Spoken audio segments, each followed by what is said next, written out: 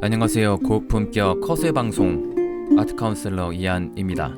제 채널명 이름이 허세미술관인데 미술사는 태생부터 허세였다. 왜 그런지 이야기해보는 시간을 가져보겠습니다. 시작하기 전에 구독, 좋아요 꾹 바모스. 고대 그리스의 무세이옹이라는 말에서 기원됐습니다. 유주의 9 여신에게 헌납된 사원이었는데 현재 박물관 뮤지엄의 유래가 됐습니다. 무세이옹은 여러가지 예술, 지식의 저장고 역할을 담당했었습니다. 15세기 이후면 르네상스 시대이면서 대항해 시대 때였는데 세계 각지의 희귀한 물건들이 유럽으로 유입되면서 여러 귀족과 부호들은 개인 저택에 전시실을 만들어서 일명 경의의 방, 경이로운 방이라고 부르면서 지식 교양을 좀 과시하는 수단으로 여겼습니다. 특히 이탈리아의 메디치 가문은 중개무역으로 성장한 대표적인 가문이고 르네상스 탄생에 많은 역할을 했죠. 이들의 예술 후원의 역할은 지금의 박물관 형성에 큰 영향을 줬습니다. 귀족들은 예술 작업에 대한 후원을 아끼지 않았는데 자신의 취향에 맞는 작가를 선정해서 정치적 선전을 위해 화가들에게 그림을 그리게 하고 거장들의 작품을 모으기도 했습니다. 17세기 이후에는 여러 유럽의 부호들, 특히 영국의 귀족들이 그랜드 투어라고 해서 인문학 교양 여행이었거든요. 주로 고전주의 유물이 많이 나타나는 이탈리아에 여행 가서 여러 가지 보물과 수집품들, 그림들을 경쟁적으로 모았는데 이 그랜드 투어 컬렉션은 자신들의 부와 교양을 또 과시하는 수단.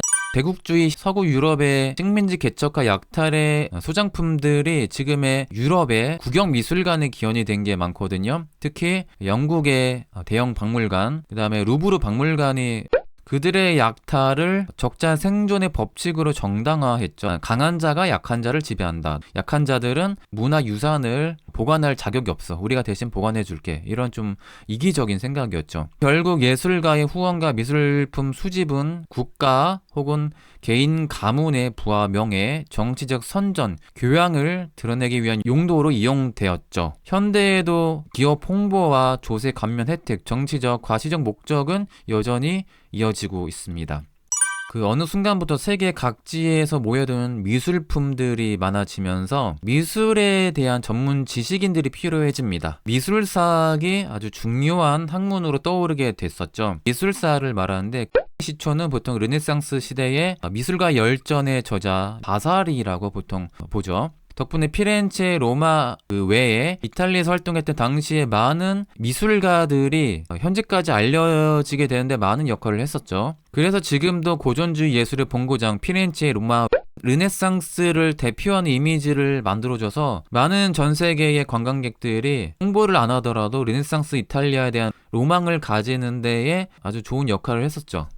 조금 과장되게 표현하면 미술관과 미술사의 탄생은 과시에 의한 욕망이 아주 큰 원동력이라고 저는 봅니다. 그래서 이제 지금도 그림에 대해서 별것 아닌 상식을 좀 이야기해주면 그 많은 사람들이 대단한 지식을 가진 것처럼 좀 대하는 게 있거든요. 제가 비록 전공이 미술이지만 그림을 그리는 것, 그림을 감상하는 것, 그림 가르치는 것, 그림 이야기하는 것 다 다릅니다. 그래서 제가 학교 다닐 때 미술사에 전혀 관심이 없었고 되게 무식쟁이였거든요. 미술사는 미술사고 관심 없어 이렇게 생각을 했죠. 유럽 배낭여행 갔을 때도 제일 먼저 패스했던 게 미술관이었습니다. 루브르까지는 갔는데 마드리드 와서 프라도 세계 3대 미술관으로 평가받는 이 미술관도 패스를 했어요. 왜냐면 너무 다리 아프고 지루해서. 제가 이런 일 할 줄 몰랐죠. 옛날에는. 어떻게 될지 몰라요. 사람의 일은.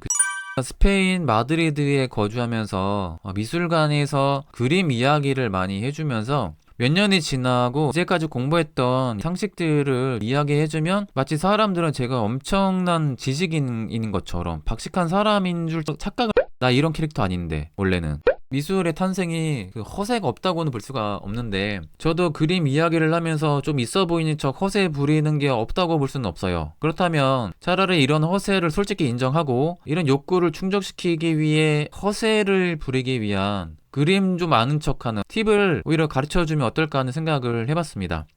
역시 방송에도 허세 부리는 팁을 간단하게 이야기해주는 방송을 구독자분들이 가장 좋아하시더라고요. 간단하고 별것 아닌 그림 상식으로 조금 아는 척할 수 있는 정도까지만 이 정도로 충분 그림을 즐기고 감상하기 위해서는요, 어느 정도만 알아도 충분하다고 봅니다. 게다가 그림에 대한 상식이 많다고 감상도 잘하는 건 아니거든요. 과도한 지식으로 피곤한 세상이죠. 중세 시대 때 같으면 현대인 아무나 중세 돌아가면 현자나 마법사 들을 정도의 과도한 지식을 가지고 있는 게 현대인들이죠. 그림을 접하다 보면 크게 현대미술과 고전미술로 나눌 수가 있는데, 고전미술은 공부할 때 공평한 편입니다. 왜냐하면 이해 못하더라도 암기라도 억지로 하면 아는 만큼 이해가 가요. 왜냐하면 어느 정도 정해진 상징과 정답이 있거든요. 그런데 20세기 이후 현대미술 그림을 보면요, 공부를 해도 해결되는 문제가 아닙니다. 3살짜리 아이가 낙서한 것 같은 그런 그림이 수십억 경매에 낙찰되어 팔리거든요. 문제는 어쩌다 이 지경이 된 현대미술에 대한 허세 이야기를 솔직하게 이야기해주는 기회가 별로 없다는 거예요. 저는 가끔 현대미술을 보는 관점을 벌거숭이 임금님 이야기에 비유하는데, 바보 멍청이같이 옷을 벗는 행동도 권력을 가진 사람이라고 흉을 볼 수 없고,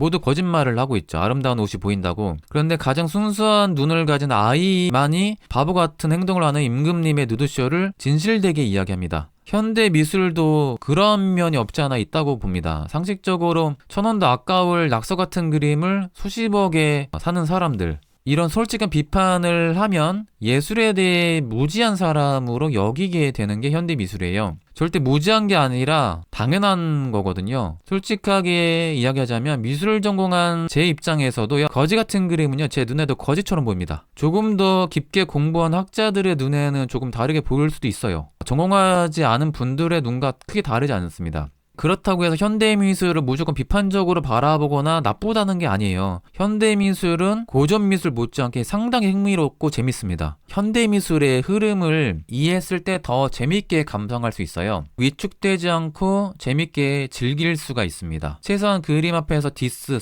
욕이라도 할 수 있어요. 시대별로 미술사에 숨겨진 그 뒷이야기, 허세 이야기를 간단하게 이야기해주고 허세 부리는 팁을 이야기하는 방송입니다. 그 의도대로 되지 않아서 조금 힘든 것 뿐이죠. 앞으로도 미술사의 중요한 사조의 탄생 배경, 특정 화가의 뒷이야기, 편견 깨는 이야기, 누구나 다 이렇게 알고 있었는데 알고 보면 이게 아닐 수도 있다, 의문점을 던지는 이야기를 앞으로도 해보려고 합니다. 근데 왜 이렇게 구독자 안 오를까요? 저는 이해는 하는데 좀 매니아적인 방송이긴 합니다. 말투도 어눌하고 그림을 다들 좋아하는 게 아니니까요. 선거운동처럼 미술 애호가 조금이라도 그림 관심 있는 분들 주변에 5분만 구독 부탁드리겠습니다. 저 요즘 힘들거든요. 자, 헛소리였습니다. 감사합니다. 저는 이한이었습니다.